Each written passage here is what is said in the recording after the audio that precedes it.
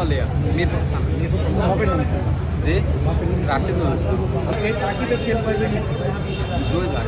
হ্যাঁ 2 বার দুইবার নিয়ে কারণে তুমি অপরাধ করছো নাকি সঠিক করছো অপরাধ করছে। অপরাধ করছো সেই কারণে কি হয়েছে তোমার আর 2,000 টাকা করে নাকি কয় টাকা জরিমানা করছে? কয় টাকা জরিমানা করছে? 2,000 না দিতে পারলে পরে জেল 15 দিন। 15 দিনের বিনাশ্রম কারাদণ্ড দিয়েছি তুমি কি সে 2,000 টাকা দিয়ে দিয়েছো জি দর্শক,